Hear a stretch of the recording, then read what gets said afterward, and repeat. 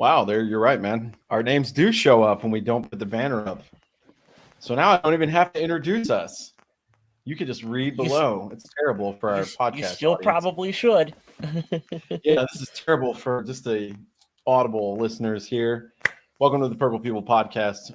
All you Minnesota Viking fans, my name is Kyle Smith. I am joined by Kyle West for this episode. How are you, sir? I am doing pretty good. That was a rough game today, It but was. but the Vikings won, and somehow we have a pretty good record so far this year.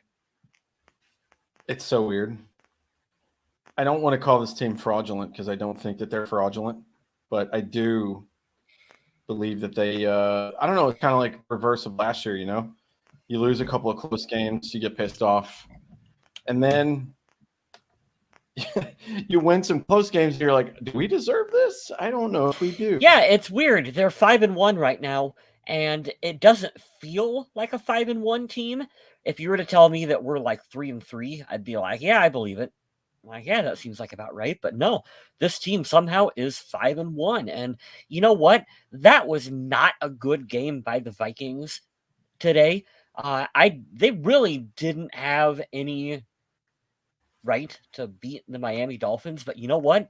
They did. And that's the big difference that we're seeing between this year under Kevin O'Connell and the past couple years underneath Mike Zimmer, is that these would have been losses the past couple years. And somehow KOC has the team fighting along, and they're staying in these games until the very last minute, and they're making plays and they're winning football games. Awesome. We had a little snafu with my internet, but yes, that you came back in at the perfect time. Yeah, last year, the year before, they were finding ways to lose games at the end.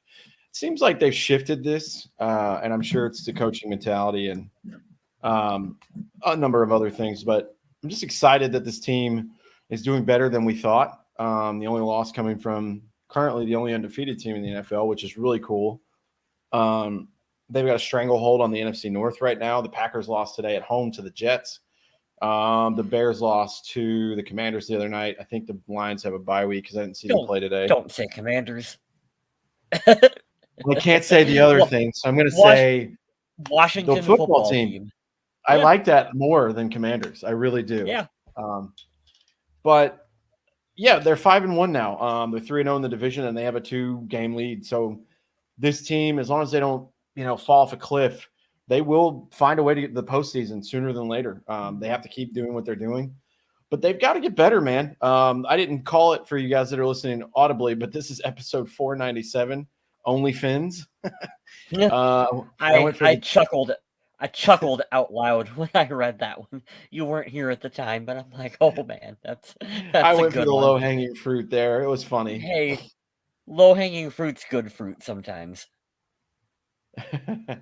Yeah, of course there's a warning. Charlotte, if you subscribe to our YouTube channel and you hit that notification bell, you will find out every single time when we schedule a show and when we're going to come on, because I scheduled this a couple hours ago. But yeah, that's our shameless plug right there.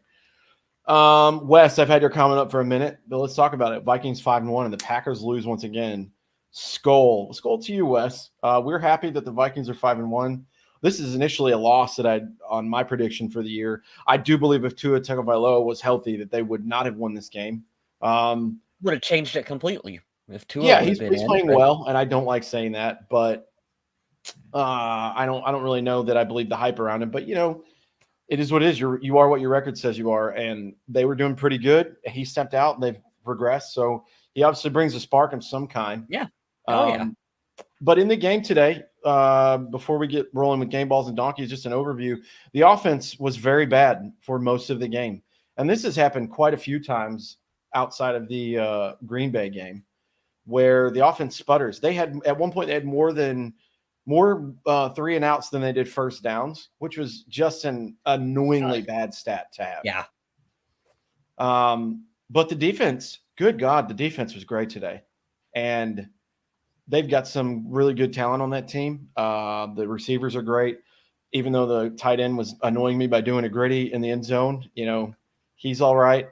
And they've got an efficient run game. It's nothing crazy, but their defense as well is very good. Their line is great. Their corners are great. But the Vikings found pressure early, and they started against a rookie. Unfortunately for him, he got injured during the game. A former face that we all know, Teddy Bridgewater, came in. He threw a couple touchdowns. He struggled through some picks. The pressure was there. And I guess it's just a perfect intro to lead into game balls and donkeys. I personally, I'm gonna let you go off of whatever you want, but I want to say a certain name because it's easy.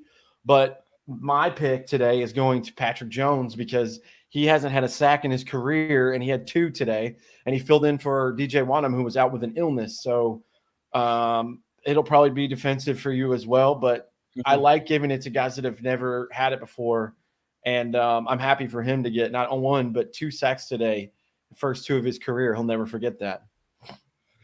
I believe Kevin O'Connell, in his locker room speech, called the defense the backbone of the team today, that they really had to lean on to get the win, and they sure did. And so I am also going to go defense with my game ball. I am giving it to a player who I think is quietly kind of underrated for the Vikings. He was out one of the free agent signings we had. Jordan Hicks is Nice. quite the player from Minnesota. I'm liking what he is bringing to the team. I have his stats in front of me, except for the app refreshed, because of course it did. I would say the general consensus and where I thought you might go was Zadarius Smith. Zadarius Smith had a great day. He was kind of the wrecking ball in the defense, but I didn't want to pick the too obvious of a choice. I like to look for little nuggets here. And I am sad that the donkey that I have to give away to is a person I haven't called yet. But yeah, Zadarius Smith had a hell of a game too, so he is definitely worthy of a game ball as well. We talked to Adam earlier. He's watching the new Halloween movie, and he has company over. So we tried to get this in as fast as we could, but didn't get a game ball on donkey from him. But he's good. He's going to watch this later, I'm sure. And no, if he chimes in and lets us know, we'll let you know his. But he didn't have anything for us on that end. Jordan Hicks had one sackle. That is a new thing. That is a new stat. One sack, 8 solo tackles, and 11 assists on the game. So good performance from him. I like what he brings to this team quite a bit. Zadarius Smith, he's turning into a pretty darn good signing for this team as well, too. Jordan Phillips, Dalvin Tomlinson was signed a couple years ago. Yeah. I mean, the edge rushers and the pressure up front on this team, it's vintage Viking football. They get after the quarterback, they stuff the run, and I'm happy with it. I'm very happy with the performance from the defense today at every level. Patrick Peterson had a couple plays where he looked like his old self, and he was feeling himself after a couple. He almost should have had a pick six there at one point. He was close to it. He was pretty frustrated he didn't quite get that one, but it was a nice pass deflection anyway. So there was I'm trying to look here. Let's look on our defensive stats. Yeah, there were 8 passes defended from the Vikings today. 3 from Patrick Peterson, 2 from Harrison Smith. And then we had Chandon Sullivan, Cameron Bynum, and Jordan Hicks in there as well. Cam Bynum is another one that I almost went with for a game ball, too. Cam Bynum is another damn good player on this team. You know that? He's good. He's very good. I also like individual plays that are weird. Josh Metellus stopping them on a trick play and just the weird extension because he was more athletic and bigger than the guy he was running after. I think it was a punter.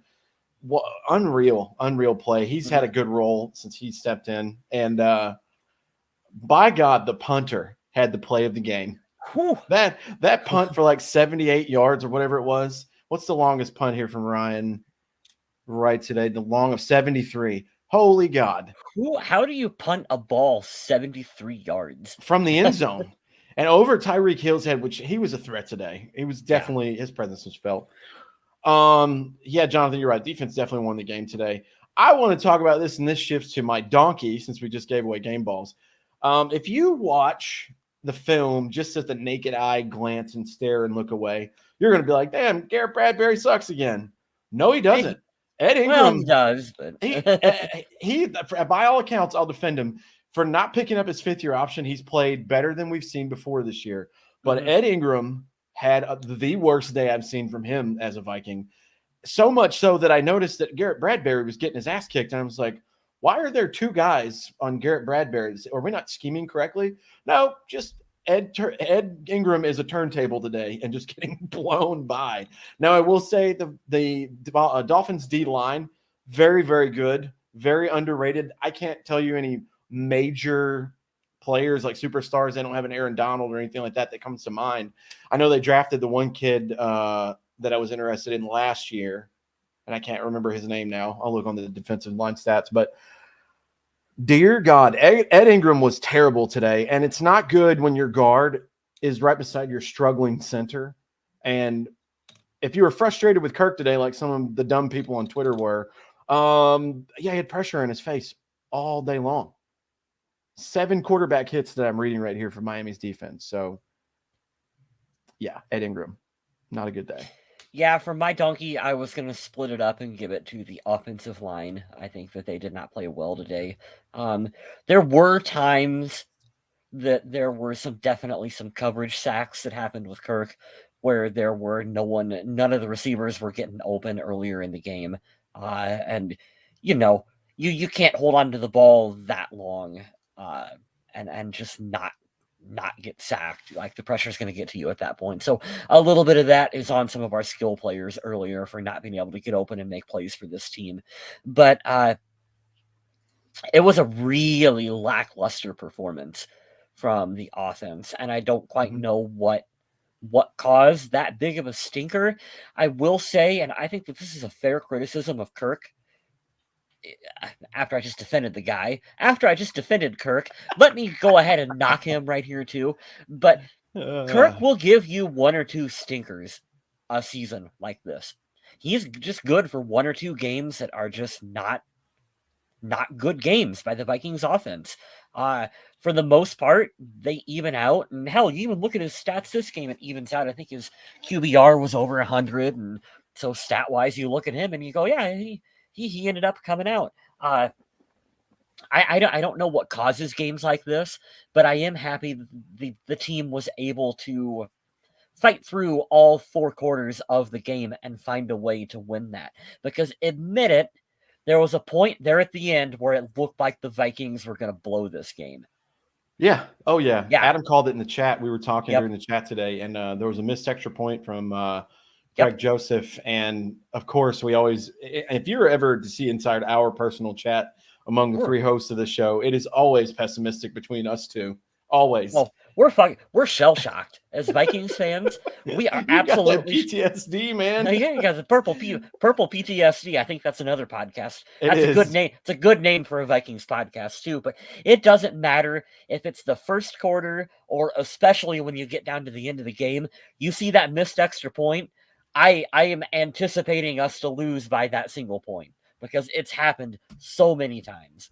It would be the heartbreak that we deserve after playing like that today. But yeah, it was crazy. They started to rally, and when the Vikings did make adjustments, they were doing a lot of stuff outside the numbers, which were great. And Jonathan Vilma actually pointed that out. It was like, when we throw to the outside, it's working out great. But the reason that Kirk struggled today was, number 1, the defensive line was in his face up the middle, and 2, I don't know if you guys know this, but Miami secondary is pretty freaking good. Xavier Howard's a really good player, and their number 2 plays really well because their number 1 is locking down guys like Justin Jefferson. So if your guys aren't open, and this is coming to one of my Charlotte points here, is like, why in the world do you guys listen to Twitter? I have an algorithm for, and that's why I left your comment up, Charlotte. I have an algorithm for a lot of stuff. It's MMA and it's Viking stuff. It's my 2 favorite sports to watch. And the Viking negativity on Twitter is unreal. And casuals will come in and say, well, this is Kirk being Kirk. And it's like, okay, what do you want to happen? I know I showed the guys today from an account because I'm not going to name it because I don't want to give them any credit. So, well, we need it. If he keeps playing like this, we got to pull him. No, you don't. You don't pull Kirk Cousins unless he's injured. That's it. That's the only reason. Your backup's not going to do better when pressure's in the face and all the receivers are covered, unless you have a Lamar Jackson backup that's just going to be able to run around and confuse people. And we know Nick Mullins is not that. So Yeah. that's a stupid thing to say, but I had to put that out for Twitter to be like, you know, I understand this isn't Kirk's best performance, but it's going to be one of those seasons where he's going to have 22 touchdowns and, 12 interceptions, but they're going to go 12-5. And you'll be like, how did this happen? That's what it looks like it's on the path to be. Can we talk about, I want to talk about, since we're doing quarterbacks, Teddy for a minute, even though I know that he's, hey, he's not our quarterback anymore, but he's still, 4 years in Minnesota. A lot of us were really big Teddy Bridgewater fans, and sure, the injury was horrific, and we're all glad to see him come back. But I mentioned it after the game or towards the end of the game. I was like, in my mind, Teddy is a better quarterback than what I think his play on the field actually is at this point. When he came in, I said it in our chat, just based on the way our defense typically plays in that shell coverage. I was like, oh, Teddy's going to come out and he's going to kill us with short, efficient passes. And I thought that he would look really good, and he didn't. Like that was not a good game from Teddy. He had a couple spurts, couple throws here and there, but he is an NFL quarterback, so you expect him to make. Well, the passes pressure like was that. there, and he's been known for that his whole career. And most quarterbacks. There's very few that stand in the way of pressure, take the hits like Favre used to take or Marino, Right. and they still sling it like those two guys I just mentioned. It's hard to go out as the backup when you're not getting the reps as the one that you would want to get, and Teddy has had before with other teams. And then, dude, the pressure was there all day long. Right. And I feel bad for him because, and I said this on Twitter, and I saw this a lot of on a lot of places. Like, well, if Teddy was ready to go, why wouldn't you just start him? Maybe he didn't get the full week, and you want to give whoever's healthy the best chance to go, which I understand Miami doing that, but Teddy stepped in for many other teams, whether it be Carolina or New Orleans or the Jets, and he's done pretty good. So I figured with all the talent around, he's got Tyreek Hill and Jalen Waddle, and like I said, the tight end's okay. Right. He's going to step in. He's going to do fine. He's going to carve us up. The pressure got there, and the defense won this game. I don't know. This is just one of those days, like you said earlier, is watch the post game, the locker room speech from Kevin O'Connell. He's like, you have to rely on certain things, certain weeks. He's like, and the defense, was the winner today. They just did it.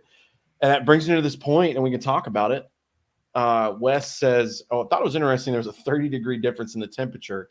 Now, the way that the architecture is set up for the engineering in the stadium is wherever the sun's going to be on these 1 o'clock games, because they're on the East Coast like myself, the home team's going to be in the shade, and the openness of that stadium, the Hard Rock Stadium in Miami, it's going to be the sun beating down on the opponent players. But when you're playing in mid-October in Florida, it's going to be hot. And it was hot. Yeah. And the crazy thing was, like, they showed – I can't believe they featured this so much, but Wes was talking about this. 120 at one point on the Vikings bench and 90 for the home team. And you would think that the defensive guys, the big boys, would be the ones who get tired. I mean, they balled out today. I don't know what it was, but they figured it out. They really put this team on their back, and they really leaned on the defense, and they were able to pull them out. Like you said, special teams as well, too, the punter. Who would have thought, dude, who would have thought the punter that we switched out for would be this freaking good? Shout out to the Thick Boy Club. All the thick punters out there. You deserve some love. I really feel like we have punter, kicker, long snapper set. Yeah. Yeah, like I don't think that's not going to be an issue for this team. Are we complimenting Cousins? Yeah, we compliment Cousins. I like Kirk. I've been on the stop hating on him train because I see the little variables that make a big difference. He plays the hardest position in football, and some things didn't go well. And you know what? After last season, I was just completely done with people shitting on him. And I've referenced this like 7 times on the show, but when you have the same exact stats that Brett Favre had in the same amount of games, 33 touchdowns and 7 picks, and you go 7-9, you can. That's one of those rare instances where you can just look and be like, well, it's not the quarterback. It's an interesting defense. It's an interesting comparison too, because we got to see him play directly opposite of another former Vikings quarterback in Teddy Bridgewater, and different circumstances for each quarterback. And I don't know. It was kind of a stinker from Teddy. It was kind of a stinker from Kirk. And Kirk's kind of crappy game was better than Teddy's. And this is an outlier for Kirk, I think, a little bit too. So it helps answer a question for me anyway, for like, oh, should you have traded Kirk, and should you have gone for a cheaper option in a Teddy Bridgewater or a Marcus Mariota or whatever? No, you really shouldn't. No. And just this is the stats on, and I'll tell you, this team, both of these teams mirrored each other very well. It just came down to whose offense was going to make the effort more. 23 and 34 for Teddy Bridgewater, 20 and 30 for Kirk Cousins. 2 touchdowns by each quarterback, 329 yards from Teddy, 175 from Kirk. So not a lot of yards, but here's the big difference. QBR 39.0 for Teddy Bridgewater, 49.3. Not good for Kirk Cousins. 5 sacks taken by Teddy Bridgewater for 25 yards. Yeah. It's bad. And then they sacked Skylar Thompson once, 1 for 8. So the Vikings defense got 6 sacks on the day. And yeah, it's just crazy that, I don't know, like you said, I'm looking at NFL caliber quarterbacks. I think Teddy is a starter in the league over some other guys, but between those guys, there are tiers and levels to this. And even on a bad day, Kirk finds a way to do it. And what was great was in the very moments that we're talking about where the offense needed to do something, they did it, but everywhere else they didn't. They were just, it was kind of like one of those, like, you got to like pressure people just to barely do their job at work or whatever. The offensive line held up that Irv Smith touchdown and that Adam Thielen touchdown pass. Adam Thielen was like, he had to run up and across the end zone. And Irv Smith, I think, was his like third read or something like that. Yeah. They did it when they needed to. But yeah, by all accounts, this was an ugly win today. Just ugly. But I want to talk about the feast or famine performance we got from Dalvin Cook. It was let's talk about Dalvin. It was a lot of famine for the majority of the game. But then he cracked off one really beautiful 53-yard touchdown run that brought his total up to 77 yards for the game. Doing his best Barry Sanders performance with that one, where it was a beautiful run. Nothing, and then 53 for a score. Are we worried at all about Dalvin, or is this just kind of an anomaly? What do you think? I'm not worried about him. I also know that he's not fully healthy, which is who he is. I'm not mad about it. Yeah. It just is who he is. He had a partially separated shoulder 2 weeks ago. I mean, that shit's not healed. And I'm not making excuses for it. I'm saying it is what it is. But guess what, guys? We're going into the bye week. So 5-1, you can't be much better than that. And he's going to get a chance to get healthy. The whole team's going to have a chance to get healthy. Maybe we'll have an Andrew Booth sighting. Right. I don't know. That'd be really cool. His vision, and in particular his patience on that run, was really, really good. You can actually watch Cook slow down and like wait for his lineman to open up the hole for him, and then he speeds through it and like runs past the rest of the Miami Dolphins defense. That was a really nice play by Dalvin Cook. And that's an excellent point that you brought up too, where the Vikings are coming into a bye week.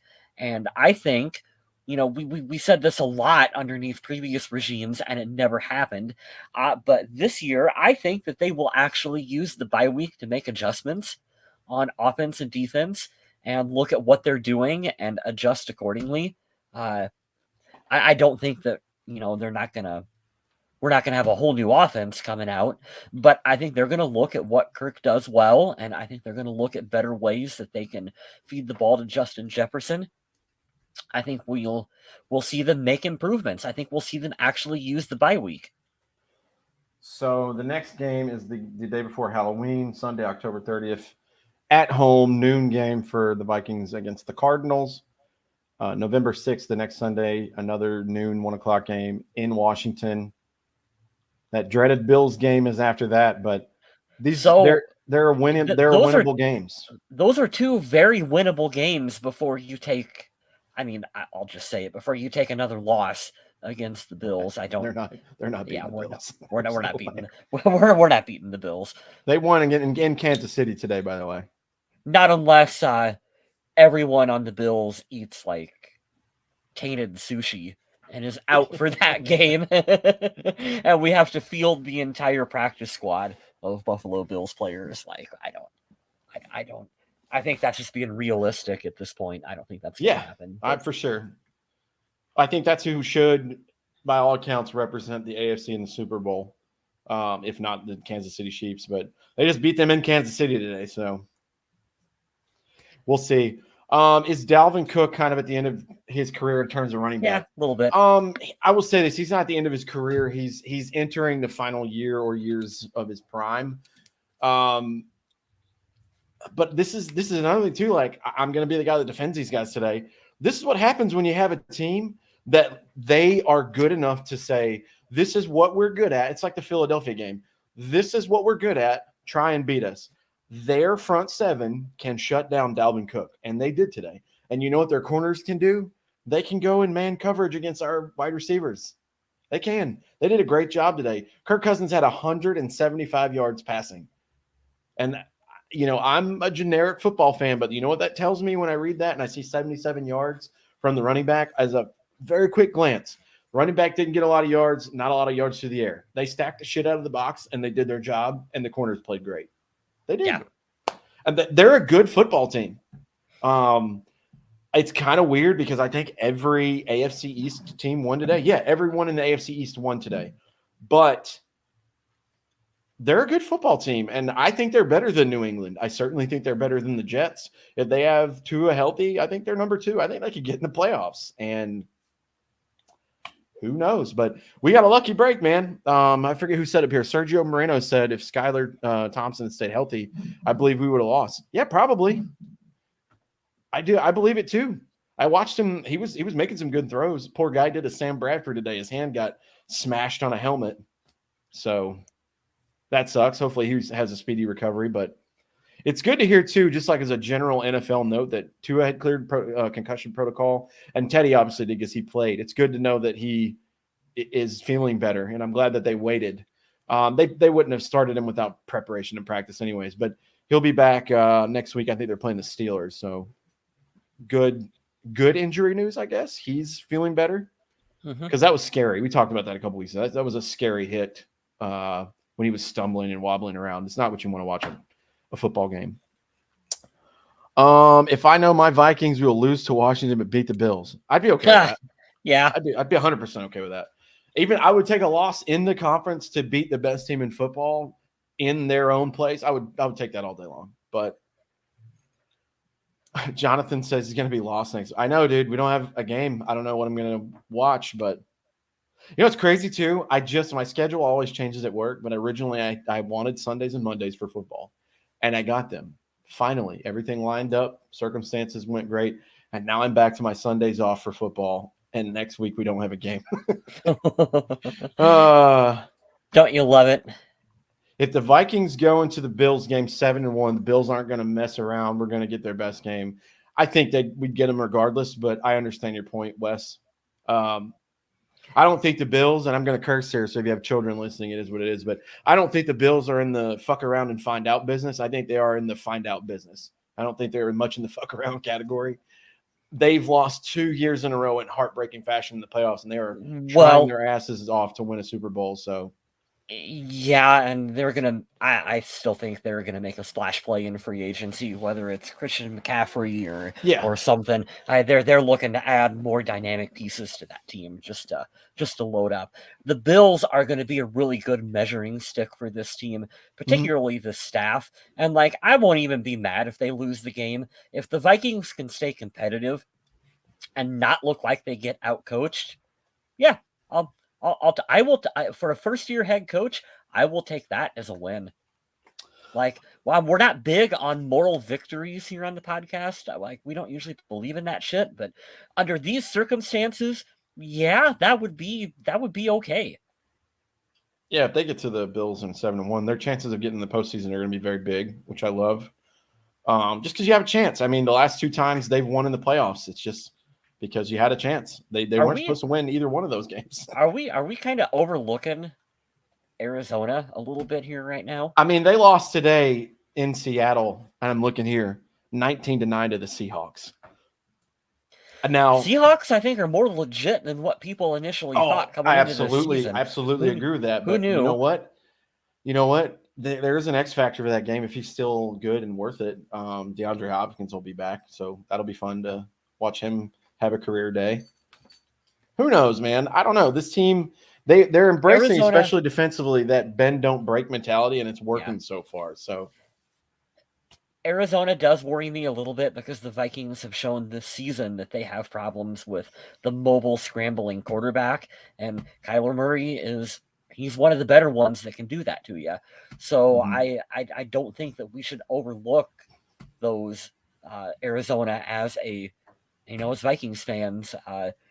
Washington is Washington. That's whatever. Who cares? But they're pretty terrible. You can overlook them. That's okay. They're pretty terrible. I'm pretty sure their owner is going to get shit. fired. If I still have that Sunday off, I might go up to that game. Oh yeah, that's not too terribly far from me. It's about 8 hours. Shit, I didn't even consider that this year. That's cool. What I like too, I'm looking at the schedule for the next 6 games. You have in Minnesota versus the Cardinals, in Washington at the Commanders, in Buffalo at the Bills. But the 3 games after that, and these are going to be tough games because these teams are actually very good this year, which is really weird to say. 425 in Minnesota. Cowboys in Minnesota for the Patriots, in Minnesota for the Jets. So you have 3 home games in a row. Yeah. November 20th, the 24th, and then December 4th. So be interesting. I really want to watch the Vikings beat the Patriots because they haven't beat the Patriots in a very long time. That Bill Belichick stuff is not good to this team. So, but anyways, Bills are determined to win. Sergio, I do not want to see the Vikings and the Bills in the Super Bowl. I know who would win that game, and we would be very sad. That's why I know. I don't think this team's ready to go to a Super Bowl yet. I don't think we're ready. I think they're a postseason team. I see that. Maybe even win a game in the postseason, but no, I don't think they're ready to win a Super Bowl. Which is weird because the only team in the NFC that I truly believe could go to the Super Bowl right now is Philadelphia. That's it. I don't believe in the Cowboys. The Buccaneers lost to the freaking Kenny Pickett-led Steelers today. Green Bay sucks. Dallas has Cooper Rush. I don't know that I believe in them.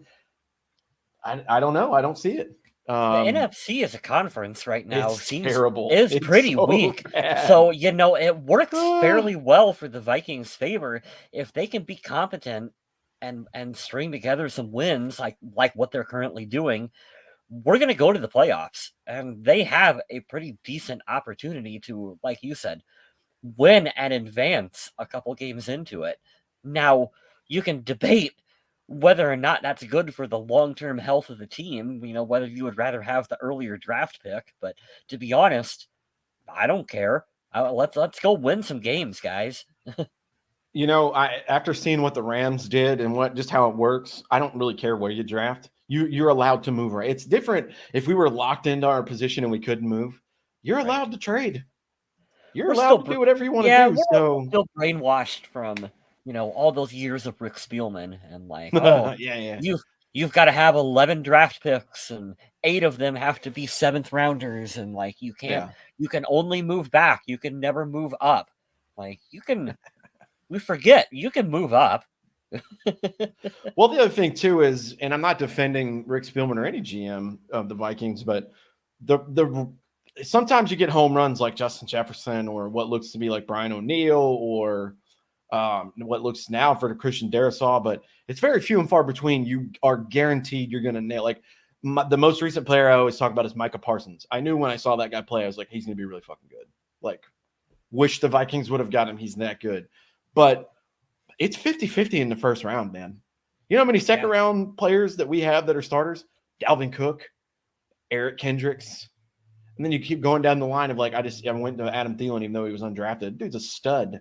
He's not even drafted. So it's not like, oh my God, we're picking 25th. We're going to be terrible. It's like, if you want somebody at 11, go get him. If you have to have that player, go get him. Who cares? Yeah, that Eagles team is a really darn good football team. It makes the loss that we have against them at least a little better when you see that, it wasn't an anomaly. They're actually legit a really good football team. Hey, AJ Brown scored a touchdown for me in fantasy. I am getting mollywopped in fantasy football today. I'm so pissed. I actually did like fantasy GM research. I was like, who's an available running back that could go off? And they're like, hey, Jonathan Taylor's hurt for Indianapolis. You should get this running back. Got him, acquired him, put him on my bench. He had 29 freaking points today. Dalvin Cook rushes for 77 yards, and he's in my starting lineup. That's what you get for being a homer. You can't Being a homer, and I picked Tampa Bay to beat the Steelers, and now I'm officially out of the Survivor League 6 weeks in. Oh, I hate my life. The fucking Browns lost to the Falcons, screwed me on that, and then like I think week 1 the Colts lost to the Jaguars. So thanks a lot, buttholes. Yeah. But yeah, I'm going to run down the stat sheet. We won't stay too long. I really want to give Adam a good plug because he's not here, and I feel bad. I know he wanted to do the show, but we just ran with it for schedule stuff. Yeah, ouch is right, Charlotte. I'm just not winning much of any, but the Vikings are good, and that's overall the number one thing that I want. We already talked about Kirk, 20 of 30, 2 touchdowns, no picks. He has 7 touchdowns and 5 picks on the year through 6 games. Not the greatest, but definitely not the worst. Carson Wentz is out there with like 10 or 11 touchdowns. His team's terrible. He has a lot of interceptions. Matt Stafford looks like shit, and he's the current Super Bowl champ quarterback. So I'll take the record and the team win there. Kirk Cousins' rushing stat today: 2 carries, -5 yards. Sweet. 78 rushing yards today. 77 of them belonged to Dalvin Cook, but he had a touchdown on a long run. That was cool. And if you look at it on ESPN or wherever, that's the first highlight of the game is, or the one that they picked for the Vikings is the long Dalvin Cook run. So that's funny. It was a really good run. Yeah, we were just talking. We were running our mouth in the chat. We're like, well, he's done. He's done. He's done. And then it breaks it off for a score. We're like, well, maybe he's not done. He's not all the way done. Minnesota receiving, Justin Jefferson, shocker, led the way. 8 targets, 6 receptions, 107 yards. How is it that Justin Jefferson goes over 100 yards and we're like, that wasn't really a good performance from him? It was not a good day for him. It was a bad day for him. It was a bad day for Justin Jefferson, over 100 yards receiving, and we're like, I felt the impact today watching Adam Thielen and some of the penalties he drew, because he's 4 catches for 8 targets. So he was 50-50 on his ball today, but 36 yards, measly 36, but he got a touchdown, and he had a couple of penalties go his way. And I'm like, I mean, he had more of an impact on the game. Yeah. Jefferson did. You know what? What's encouraging about Justin Jefferson is, for as good as he is, he's not even in his final form for how good he can be, because you can still see he has a lot to learn yet out there on the field. And like, once he figures out, okay, defenses are going to start playing me more aggressive, like, he'll get that part figured out too. And like, he'll continue to take these steps and grow and do better. And we should be excited for that as Vikings fans. We should. And I think about Stephon Diggs. As much as I hate him for leaving us, I can't thank him enough because we got a better version of him in Justin Jefferson. But I remember 2015. It's the Adrian Peterson like comeback year. It's the wide right Seattle or wide left Seattle playoff game. Yeah. But Vikings go 11-5. They run this ancient offense. But that was the year that Stephon Diggs made a name for himself. And it started in Chicago. And you're like, damn, didn't we draft that kid in like the 5th round? Did he just like go off on the Bears? Is he legit? And then, 2016 comes around. We start 5-0 and he starts going off. And then 2017 and the miracle. And it's like, oh shit, he's like really good. Okay. And you just see like they either have it or they don't when it comes to receivers. They're either going to get good or they're not. And you could tell like Diggs had it. It's funny. That's one of my favorite stories about training camp is that, like, I'm not a scout. I don't really know shit for shit about what makes players good and bad. But, like, even as a fan, you could watch Diggs in training camp and everyone was immediately like, oh, he's good. Because he stood out immediately based on all the players around him, where you're like, oh, he is good. And that's a thing you hear from players as well too, where they talk about how talent recognizes talent, and so when coaching staffs will make bad decisions, or they will be like, oh, we're going to put this player in front of this other rookie because they're a We're veteran. starting Laquan Treadwell over Justin Jefferson because he's a vet. Yeah, because he's a veteran. Like, players know immediately who should be on the field. Yeah. And I feel like after like 3 or 4 established, like for real practices, you'd be like, oh, that he's tough. Like, he's going to be a problem. But my point being is piggybacking on what you're saying. We're only in year 3. He's still got 2 more years till he's going to be at like peak Justin Jefferson. Yeah. And he's already setting records. Final form Justin Jefferson. And then even with that, that's still not going to be his best year, and then he just drops off. He's going to maintain that for a couple seasons, and then hopefully age gracefully. And we're talking about 8-10 years with the Vikings. You're like, that dude was a fucking monster player. I don't know if you caught it, but did you hear him saying how he's really like he's not focused at all on like his next contract or what he's going to make? He shouldn't be, because when you're that good, you know you're going to get paid. Yeah. 100% he knows he's going to get paid. I know. He's just got to keep doing what he's doing on the field, and he's going to break the bank for Minnesota in terms of that contract. And he'll deserve it. He'll deserve every penny of it. Yeah. Sorry, if you guys are listening later, I'm just dying because I'm looking at Wes's comments. He's letting us know there's some controversy the last week or two about sacking the quarterback. The NFL officiating has been dog shit. They need to fix that. They need to start holding the refs accountable. That whole we will police ourselves thing, it's horseshit. They need to fix that immediately. Find the referees when they fuck up, because they won't fuck up anymore. It's pretty easy. Take money out of pockets. Let players fight the referees like hockey. That was a bad call. Just go punch him in the nuts. You only get we'll do a penalty box in the NFL if it means they can slap a friggin' referee around. Yeah. But he goes, I'm thinking this first half of the Eagles game, there's not really any quarterback controversy with the Cowboys. That's a new thing, man. Cooper Rush is better than Dak Prescott. It's like, no. If he was, he would have beat him. He would have beat him out for his job in practice last 3 years. Mike Zimmer thought so, according to that video I shared with you, and that's why Mike Zimmer PTSD from him beating him last year. That's why Mike Zimmer is no longer the coach of the Minnesota Vikings, because that motherfucker, for as good as he is as a defensive mind, does not know shit about quarterbacks. Hey, you know what? I have to give him credit, though. I'm friends with his daughter, Corey, on Instagram, and he was inducted into some high school or college Hall of Fame this weekend, and he was all happy. He looks healthy. I'm glad to see him doing good, man. I like Zimmer. I always tell her on there too, even though I'm just a fan. I'm always happy to see when he's good, because every time you see him, there's just a scowl on his face. I'm like, dude, are you ever happy? Just be happy, man.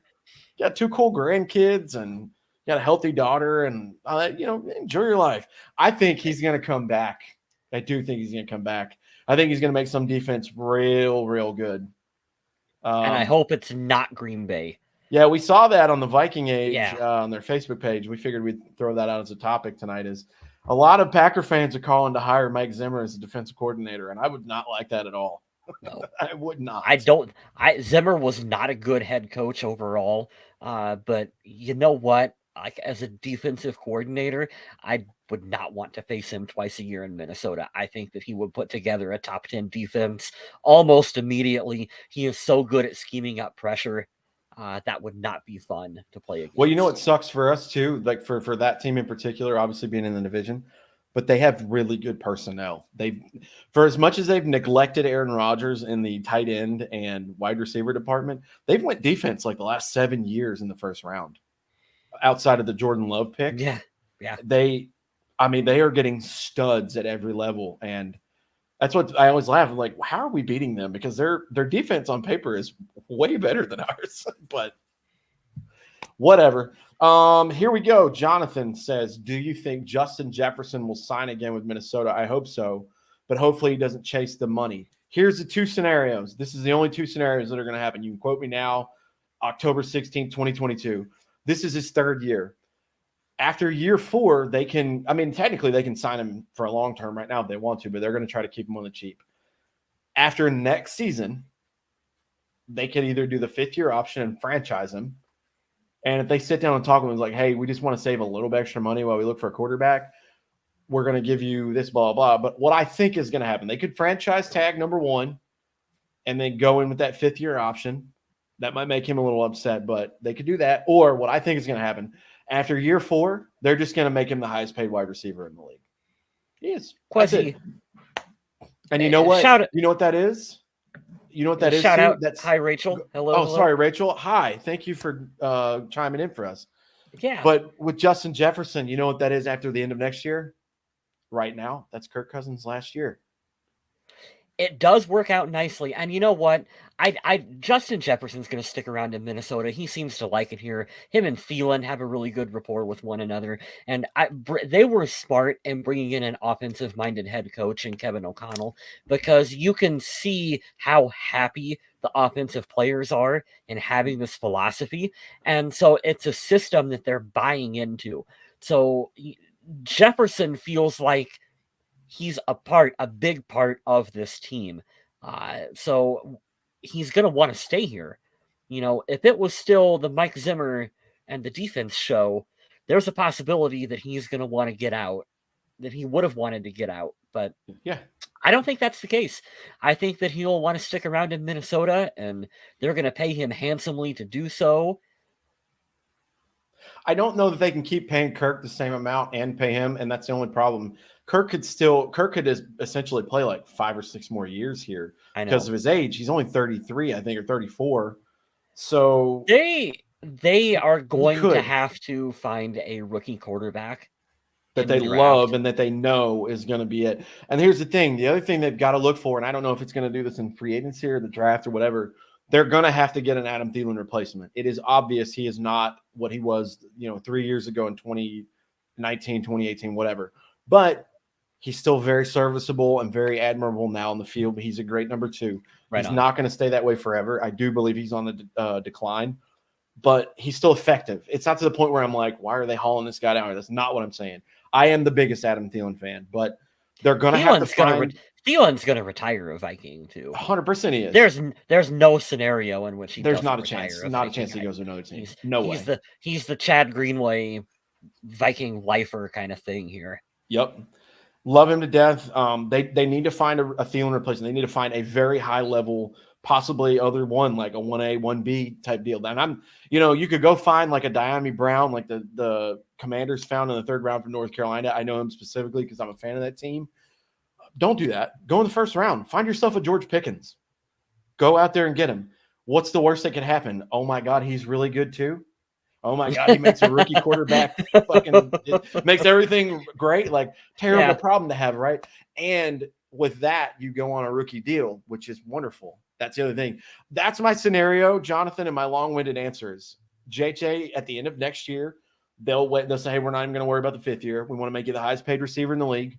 Here's your guarantee, blah, blah, blah. Everybody's going to be cool with that. The salary cap keeps going up.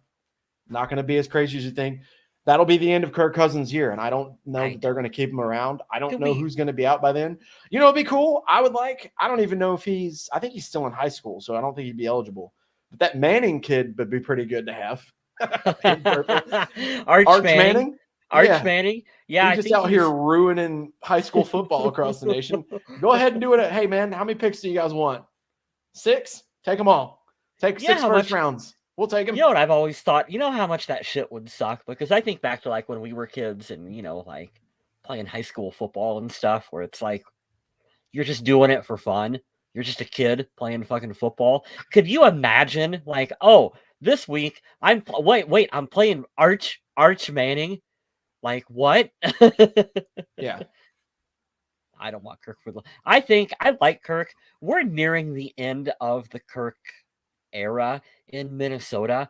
It's going to be looked back fondly, I think, a little bit more so than what some haters have a lot of Viking records too. As a want to admit, you can't deny it. He's going to be near the top of the record books for a lot of it. But I do think that we're coming towards the end of Kirk's time in Minnesota. I personally think he'll be here next year, but I do think that this coming draft is the year. There's supposed to be a lot of really talented quarterbacks coming out in this year's draft. I can't believe we're talking about the draft already for some reason.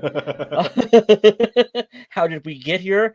But that's just kind of what I'm thinking, is that you keep Kirk for another year, you draft a young rookie quarterback, and then you make that transition the following year. You want to do a mock 53 for next year while we're at it? It makes my head spin. God. Maybe we'll save that for the bye week. Yeah, well, you can do that all you like. I will. Okay. I will not be a participator in that one. I'm gonna make an insane 53 Do mock it. for next year, where it's like, well, I can't believe we traded for. I don't know. Yeah, all these players.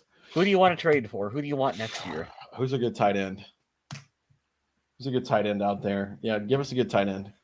George Kittle. Yeah, we traded for Kittle. Trey Palmer for a from 6th round pick. I can't believe it. Doing all those trades, Madden would be like, absolutely not about. Trey Palmer from my Huskers would be a great wide receiver for us to get if we can. He's got NFL written all over him. I'll definitely write him down. Trey Palmer. That's a really easy name to remember. Do some YouTube highlights. That'd be great. Thank you, Wes. Serge, you have to go back to your comment and we'll wrap the show up because we're running at 50 minutes now. But I don't want Kirk for the long run. I don't either. And it's not because I don't like Kirk. I've grown to like him a lot. I've accepted what he is, and I don't think he's the best in the league. I think he's right at number 10 in the league, which is very respectable. I think he's very talented, and I think he's overly criticized just because people just do it. He's the definition I go to say quarterback wins aren't a stat. All right. You can't blame him for kickers losing games. Like, well, he should have let us down the field. Or, hear me out, the other 52 people on the team can do their fucking job. That's just another option. So I'll defend Kirk on that. But I think we should go back to what I've always said on this channel for probably 5 years now. Do the Bill Belichick in the New England thing. Get rid of him a year early. Do not hang on to him for a year too long because that's what Indianapolis is dealing with. And I know he had a day today. Matt Ryan has been hot garbage for the Indianapolis Colts this year. I don't want that again. I don't want it to turn into the Commanders and the Colts and the Panthers where we're like, who's got a deal on a quarterback? Is this the bargain bin? Anybody? No? All right. I got a coupon. No? All right, sweet. I don't want that anymore. He's provided stability, and he doesn't get hurt. He missed, one game because of COVID? That never happens. So I don't want him for the long run either. It's the age thing for me. He's not going to get younger. And I think the Vikings have done a good effort of giving him a chance to try to win. And if it doesn't work with Kevin O'Connell, I don't think it's going to work at all. But credit Kevin O'Connell because he is very smartly tailoring his offense to the strengths of Kirk Cousins. Yeah. Now, sure. I do think you can make the case that we're not seeing the full version of what he wants to do on offense. Oh, for sure. Because he's tailoring it down. But on the flip side, that's a positive because he's working with the players that he has on the field. And so when you got a Kirk Cousins and a CJ Ham and a Dalvin Cook, you're going to play to their strengths. And guess what? When we put in our favorite analogy that we love talking about, if you get a Joe Webb at quarterback, maybe you play to Joe Webb's strengths then instead of trying to make him a pocket passer. And the only reason I bring that up is that whatever the Vikings do next at quarterback, I have faith that this staff will be able to tailor the offense to make it work for that player. And I think that that's what should be exciting as Vikings fans. I agree. That's very well said. This is going to make me so mad. I'm thinking about the most. We have to be the only Vikings podcast that continually brings up that Joe Webb Eagles game. You know that? Or was it Eagles or was it Packers? No, it was the Eagles game. You were referring to the terrible Packers playoff game right after Adrian Peterson right. almost broke the rushing record. But we bring up the Tuesday night game because of the weather in Philly. And it was just weird because Joe Webb looked more like Michael Vick than Michael Vick that game. And I was like, is he good? That's my favorite. You're going to trick me into thinking he's good. That Tuesday night game is my favorite random Vikings game of all time.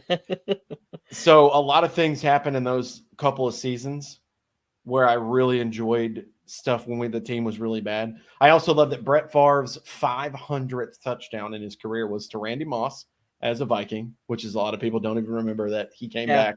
And it was against his former team, the Jets, in New Jersey, not really New York. And they still lost. Yeah. It's fun little nuggets, man. There's your Vikings trivia for the That day. game, if I remember right, that game had a trick play where Randy Moss threw a pass to Brett Favre, but it was called back on a penalty. Oh, I'm sure it Who was. who in their hell right mind thought that 40-year-old Brett Favre He was gonna have some receiving stats. he needed to go out. God. Ryan and Andrew, thank you guys for joining us. It was nice to see no gritty from the Dolphins tight end on the second touchdown. You know what? I say bring on all the gritties, because when you lose at the end of the game and then Cameron Dantzler gets to do the waddle to make fun of your player, it sucks a lot more, because the Vikings don't go and do other players' celebrations. Like Justin Jefferson very rightfully brought a dance to the NFL. I just thought it was funny. That's a good point, Ryan. Thank you for that. Andrew says, how the hell did we win that?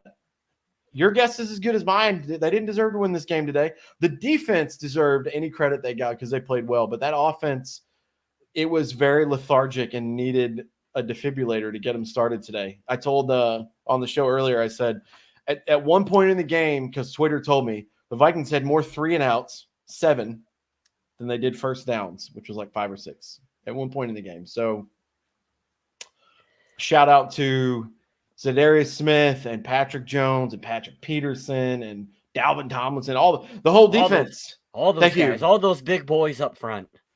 All of you get the credit today because the offense sucked. But they still put up, how many points they put up today? 24? Something like that, 24-16. So we'll take it. Unfortunately, there is no game next week, but we'll talk. We'll talk very soon in a week or so, talking about the bye week, any news we have, if there are any trade deadlines coming up. So maybe they'll trade for somebody. There were rumors out there that we were going to look for a tight end. That was out there in the Twitter world. So trade deadline, I believe, is November 1st. So let's see. We are coming up on the NFL trade deadline. So if the Vikings are looking to make a move, the bye week would be a really good time to do it. I hate this shit so much. I did not do that. Trade deadline, not trade rumors. About that. NFL trade line. Yeah, you're right. Trade deadline is November 1st, so they have 2 weeks. Some of the big names out there are Christian McCaffrey and pretty much all the perennial contenders. They're not going to do that. We're not going after a running back. No, we're not. No. All the Super Bowl contenders are trying to find that one extra piece, so he said, I thought Patrick Peterson was old and done. Shame on me.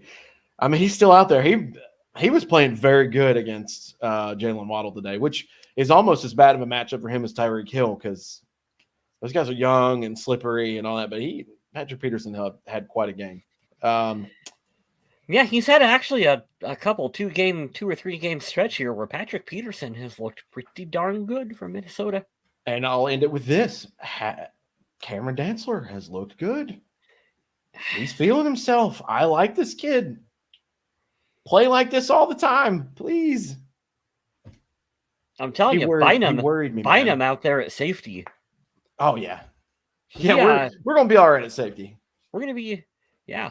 The Lewis Cine injury sucks, but we're kind of okay without him for this year. Bynum's playing. Josh McCullough stepping in. Like, all right.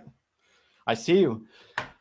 All right, let's plug some stuff and get out of here. Adam Carlson, we miss you, buddy. Sorry we kind of scheduled when you had plans and people over, but he'll be back soon. He's well. We actually talked to him last night, just checking up on him. So I'm glad to know he's doing all right. You can support him and pay his bills if you would like. Go to thevikingage.com or Undead Walking. Those pages he writes for. And I tell you guys this every so often just because the details matter. Go on these websites, find an article that he's written.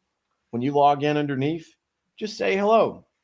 Hi, Adam. This is so-and-so from the Pro People Podcast, or I just wanted to drop by and give my opinion on something. Every time you interact with him, his numbers go up and he gets paid. So you should support him there. And if anyone is out there in Twitch land watching, thank you. We stream the Purple People Podcast on our Facebook page, our YouTube channel, and Adam's Twitch channel. These are all of Adam Carlson's social media handles. So if you want to follow him and give him some love, that's where you can find him. This is where you can stalk Kyle West.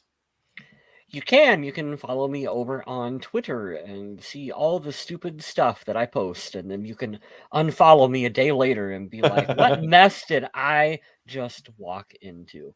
I also sometimes post photography work over there as well too, and I went out and did some photo work today, so I have some.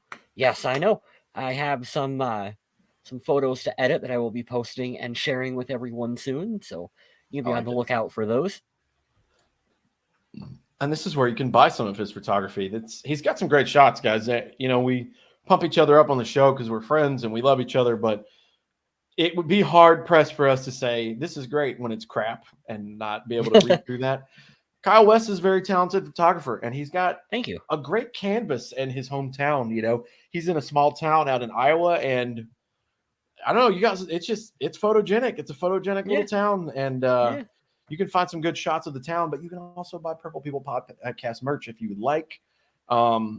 It's a shameless plug for the show. It's also me being a loser because I am already out of the Survival League after only 6 weeks, but I'm going to buy the winner some Purple People Podcast merch from this link down below. So go support our people, support Kyle West, support Adam Carlson. I don't have any music shows to plug, but if you would like to see me post random funny things or music or dogs, you can follow me there. I like Instagram the most. I also talk a little nonsense on the Twitter machine every once in a while. But if they send you a music request, will you do a cover? Here's my thing on requests. If it's someone that I am familiar with and I like, even if I don't like the artist per se, or I'm not a huge fan, maybe. The main thing for me is I'm a singer who BS's his way through guitar. I know basic chords. I can do a couple little things with scales, but you can't send me Metallica. I can't play guitar like the guys in Metallica or Slayer or Dream Theater. I'm not that well. I'm not John Mayer. I'm not Stevie Ray Vaughan, but if it's something that's like a full band and pretty good, I have a pretty good plethora of songs. So the answer is maybe. Well, you should find out, maybe. and you should send him your oddest request, and maybe he'll do it. I might just blues and country and Chris Stapleton the shit out of it. Thank you, guys.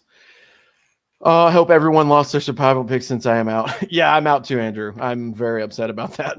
I hate the Colts, Browns, and Jags. Yeah, literally all my Colts screwed me. The Browns did, and now the freaking Buccaneers did. So wonderful. Do you guys still do the live chat on the Discord? We haven't done that in a hot minute. I don't get on Discord because that was the only thing I used it for. And here's my reason why. I'm not saying I'm right or wrong, but most of those people were from the show, and then we're going to talk about it on the show later. So I didn't double dip. I just did this because I'm usually more positive on a podcast than I am during the game. I'm very, if you guys can only see how terrible I am. If you could see how shitty we get during the actual game, it's a much different conversation. Okay, so here's the thing. If Discord is something that enough of you guys wanted, we sure as shit could bring it back and and have that be a thing that's available for everyone to use. I wouldn't be opposed to that. I'm